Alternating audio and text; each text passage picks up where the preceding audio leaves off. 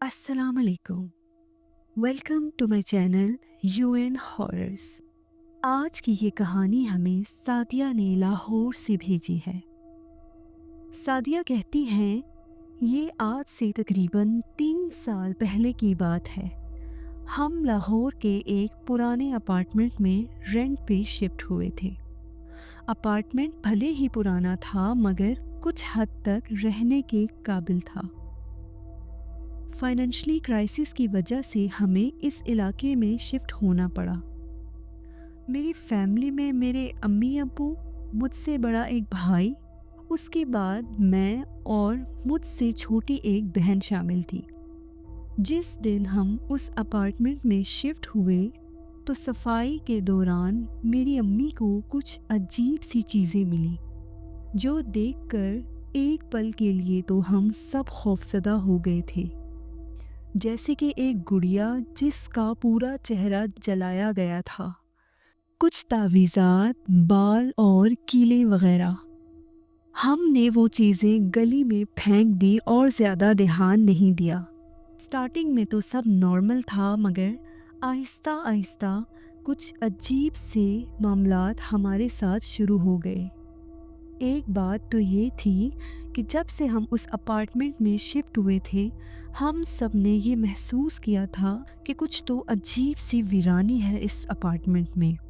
हमने सोचा शायद पुराना अपार्टमेंट है, हो सकता है इस वजह से ऐसा फील हो रहा हो।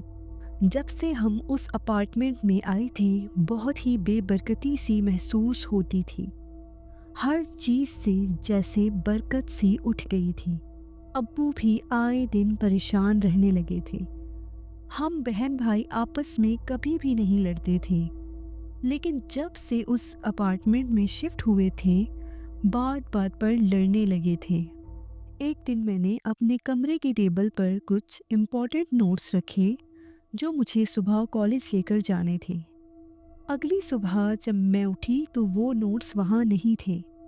मैंने हर जगह ढूंढ लिया, अपनी बहन से पूछा, अम्मी से पूछा, मगर किसी को कुछ भी नहीं पता था। घर का हर कोना छान मारा मगर वो नोट्स मिलकर ही नहीं दे रहे थे। उस दिन मैं कॉलेज से भी लेट हो गई मगर नोट्स ना मिले। दिन गुजर गया। अगले दिन अम्मी जब किचन में गई तो जैसे ही किचन का कैबिनेट ओपन किया तो नोट्स बिल्कुल सामने पड़े हुए थे। मेरी अम्मी ने मुझे ला कर दिए तो मैं परेशान हो गई कि ये कौन कर सकता है। मेरा शक अपनी छोटी बहन पर गया और मैं उससे लड़ने लगी कि तुमने ये किचन में छुपाए थे। तो वो कहने लगी, नहीं आपी, मुझे क्या ज़रूरत है ये फजूल हरकत करने की। एक बार अम्मी को किचन की दीवार पर खून के छींटे नजर आए। अम्मी ने मुझे बुला कर दिखाया तो मैं भी देखकर डर गई। हमें समझ में नहीं आ रहा था कि हो क्या रहा है। हमारे घर तो कोई ऐसा छोटा बच्चा भी नहीं था जो कि ये हरकत करे। मैंने उस दीवार को साफ कर दिया और अम्मी को रिलैक्स किया कि कोई बात नहीं अम्मी, परेशान ना हो, कोई ऐसा मसला नहीं है। मगर अम्मी काफ़ी डर चुकी थी। डर तो मैं भी गई थी, लेकिन 1 महीना ही हुआ था कि हम इस अपार्टमेंट में शिफ्ट हुए थे। इतनी जल्दी दूसरा अपार्टमेंट कैसे मिल सकता था? अब्बू तो पहले ही बहुत परेशान थे, उन्हें मज़ीद परेशान करना मुझे और अम्मी को ठीक नहीं लगा। एक दिन मैं कॉलेज से थकी हुई आई तो ड्राइंग रूम में ही सोफे पर लेट गई। मुझे पता ही न लगा कि कब मेरी आंख लग गई। अभी कुछ ही देर गुजरी थी कि मुझे महसूस हुआ कि कोई मेरे ऊपर झुका हुआ है। जैसे ही मैंने आंखें खोल कर देखा तो खौफ से मेरी सांसें रुक गईं। एक औरत काले लिबास में बाल खोले मेरे ऊपर झुकी हुई थी और खौफनाक मुस्कुराहट के साथ मुझे देख रही थी। वो इस कदर खौफनाक थी कि उसको देखते ही मेरी चीख निकल गई। मेरी अम्मी दौड़ती हुई मेरी तरफ आई तो वो गायब हो गई। अम्मी ने मुझे झिंझोड़ा, सादिया क्या हुआ है, क्यों चीख रही हो? मैंने रोते हुए अम्मी को सब बता दिया। अम्मी ने मुझे डांटा कि कितनी बार तुमसे कहा है कि सोने से पहले खुद पर हिसार कर लिया करो, तुम लोगों को मेरी बात समझ में ही नहीं आती। میں نے روتے ہوئے امی سے کہا کہ امی مجھے یہاں نہیں رہنا، پلیز کہیں اور چلیں، اس سے پہلے کہ کوئی بڑا نقصان ہو۔ امی کہنے لگی ٹھیک ہے، میں تمہارے ابو سے بات کرتی ہوں، تم پریشان نہ ہو، کرتے ہیں کچھ اس بارے میں۔ اس رات کو جب ابو آئے تو امی نے ان سے بات کی تو وہ کہنے لگے کہ پہلی بات ہے کہ ایسا کچھ بھی نہیں ہے، اور اگر ہے بھی تو مجھے کیوں نہیں محسوس ہوتا، یہ سب تم لوگوں کا وہم ہے اور کچھ نہیں۔ میں اتنی جلدی اب دوسرے اپارٹمنٹ میں شفٹ نہیں ہو سکتا، اس لیے دوبارہ مجھے اس بارے میں پریشان مت کرنا۔ امی خاموش ہو گئی۔ کچھ ہی دن گزرے تھے کہ ایک رات میرا بھائی سو رہا تھا تو اچانک کسی نے زور سے اس کے منہ پر تھپڑ مارا۔ وہ گھبرا کر اٹھ بیٹھا۔ تھپڑ اتنے زور کا تھا کہ اس کے منہ پر ہاتھوں کا گہرا نشان پڑ گیا۔ وہ اٹھا اور بھاگتا ہوا ابو کے کمرے میں گیا اور انہیں بتایا۔ وہ بہت ڈرا ہوا لگ رہا تھا۔ ابو شاید تب بھی یقین نہ کرتے، لیکن بھائی کے چہرے پر بنے ہوئے اس ہاتھ کے نشان کو دیکھ کر خاموش ہو گئے اور کہا ٹھیک ہے، میں کل کسی امام صاحب کو لے کر آؤں گا اور یہ اپارٹمنٹ وزٹ کرواؤں گا۔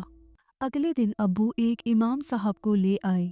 امام صاحب نے گھر کا جائزہ لیا اور کہا کہ یہ اپارٹمنٹ آپ کو نہیں لینا چاہیے تھا، یہاں تو کچھ شیطانی عملیات ہوتے رہے ہیں اور اس کے اثرات اب تک اس اپارٹمنٹ میں موجود ہیں۔ میرا جتنا علم ہے اس سے یہی پتہ لگتا ہے کہ جو بھی آپ سے پہلے اس اپارٹمنٹ میں رہ چکا ہے وہ ضرور کسی شیطانی عملیات میں ملوث تھا۔ آپ کے لیے بہتر یہی ہے کہ اس اپارٹمنٹ کو چھوڑ دیں، ورنہ یہ اثرات آپ کی زندگی پر بھی اثر انداز ہو سکتے ہیں۔ جب عالم صاحب چلے گئے تو ابو نے پراپرٹی ڈیلر سے بات کی کہ ہمیں کوئی دوسرا اپارٹمنٹ چاہیے جتنا جلدی ہو سکے۔ اس نے ابو کو ایک دو اپارٹمنٹس کے بارے میں بتایا، مگر ان کا ایڈوانس بہت زیادہ تھا۔ مجبوراً ابو نے اپنے بھائی سے بات کی اور ہونے والے تمام معاملات کے بارے میں انہیں بتایا، تو انہوں نے کہا تم فکر مت کرو، ایڈوانس میں دے دوں گا، بس تم اس اپارٹمنٹ سے جتنا جلدی ہو سکے نکل جاؤ۔